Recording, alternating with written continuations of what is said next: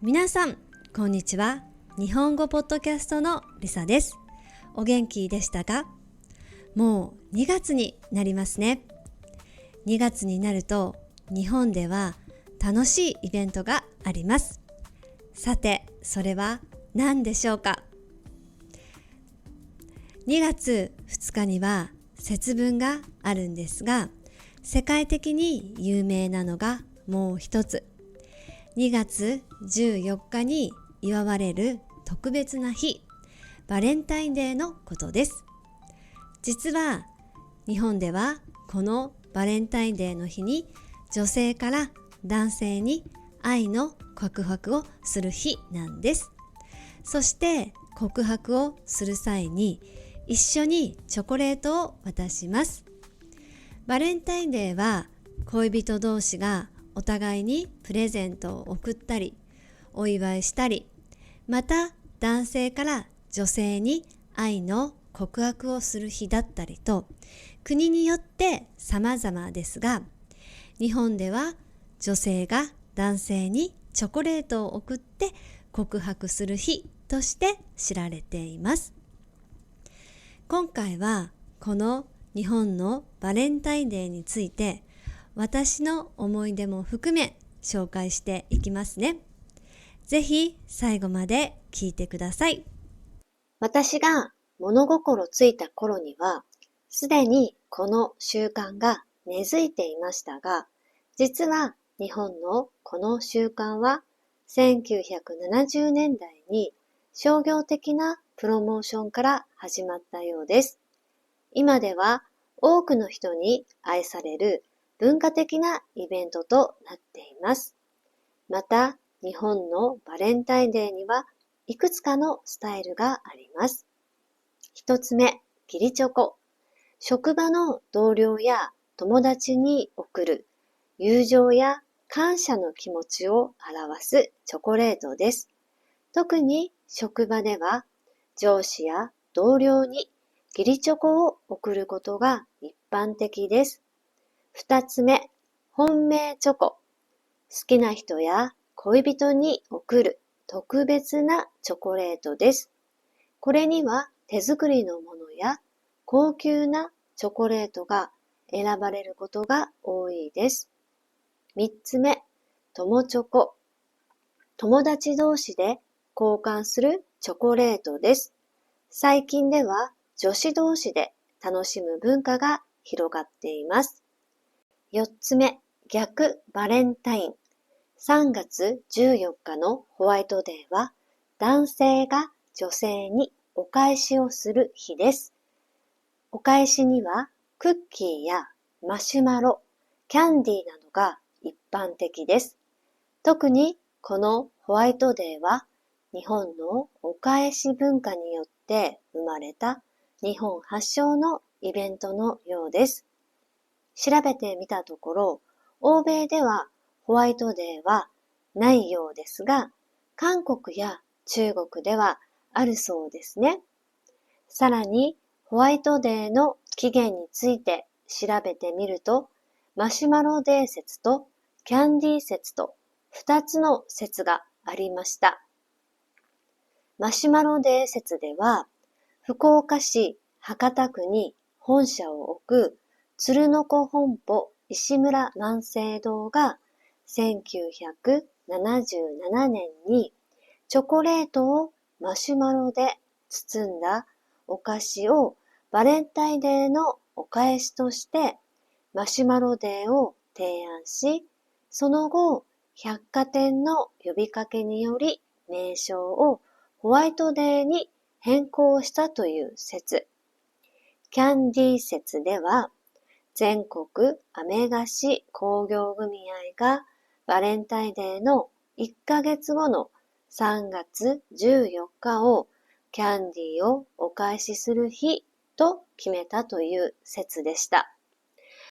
どちらにしても、もらったらお返しをしなければならないという日本人の習慣を狙った商業的な戦略で面白いなと思いました。私のバレンタインデーの思い出はいくつかあるので、それを紹介しながらお話ししていきますね。まず、小学3年生くらいの時に好きな男の子にチョコレートをあげたことがあります。その後、その子から学校の帰り道に道路の反対側からありがとうと言われたことを覚えています。誰に渡したかはもう覚えていませんが、そのありがとうの言葉は嬉しくて記憶に残っていますね。それから中学生になると友達と一緒にチョコレート作りをして好きな人に渡したことがあります。チョコ作りが楽しかったことと、その後友達と恋バナで盛り上がり、お互いの好きな人に渡しに行った時のドキドキ感は今でも甘酸っぱい思い出として残っています。高校生になるとよくクッキーを一人で作っていました。たくさん作って箱に入れ、友達にあげていたと思います。チョコレートを作るよりクッキーの方が簡単だったから作ってたとは思います。それも楽しい思い出です。社会人になってからは義理チョコを会社の上司や同僚にあげていました。近くのデパートで高級なチョコレートを女性社員みんなでお金を集めて上司たちに買っていました。同僚にはチョコをみんなでまとめて買ってラッピングして配っていたと思います。男性上司はたくさんチョコレートをもらうので、食べれなかった高級チョコは結局私たちの元に来ます。よく上司から高級チョコのお裾分けをいただいて喜んで食べていました。ちなみにお裾分けとは人からいただいた品物などの一部をさらに友人や知人などに分け与えることを言います。このお裾分けには幸せのお裾分けという派生言葉もあって、結婚式とかに行って幸せな二人を見たり、写真などを撮ることで、幸せのお裾分けいただいたね、なんていう使い方もします。お裾分けの言葉を使う例えば、実家から送られてきたものを近所の人に配るときなどに使います。実家から届いた梨なのを食べきれないからお裾分けです。実家の畑でたくさん採れた野菜、皆さんにお裾分けです。とか、そんな使い方をします。日本で生活していると聞く言葉だと思うので、覚えておくといいと思います。話は戻って、私の会社員時代のバレンタインデーは美味しそうなチョコを見たり食べたり楽しいイベントでした。そして日本独自のお返し文化であるホワイトデーにはお返しがたくさん返ってくるワクワクする日でした。女性社員はまとめて一つのチョコを送っていたのに、男性社員からはそれぞれお返しが返ってくるのでラッキーでした。嬉しかった日の写真がこれです。ホワイトデーの日に午後から会社に行ったら、机の上がなんとお菓子だらけになっていたのです。こんな感じで会社員になってからは好きな男性にあげるというよりはチョコやクッキーなどのお菓子を楽しむイベントになっていた記憶があります。しかし、結婚してからは、実は男性が大変なんだと知りました。毎年ホワイトデーの時期になると、主人から女性の好みを聞かれ、ハンドクリームなどを慌てて買っている姿を見て、ああ、お返しが大変なんだなぁと思いました。その後、主人の会社では義理チョコが禁止になったので、もうバレンタインデーの日にチョコを見ることも、慌ててお返しを買っている姿も見なくなりましたが、ああ、美味しいチョコレートもらってきてほしいなぁと思っている自分もいます。でも今の時代、バレンタインデーやホワイトデーなどの贈り物をすることを禁止にしている会社が増えているそうですね。母親となった今、バレンタインデーにプレゼントする文化にはあまり興味がなくなってしまいました。ただ、チョコレートは好きなので、その時期になると子供と一緒にチョコレートを溶かして作って食べたりしています。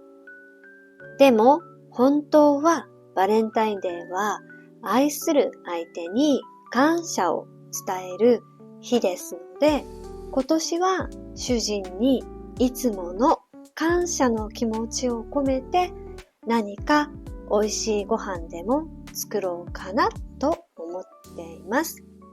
皆さんはバレンタインデーをどう過ごしていますか？恋人と過ごしていますか？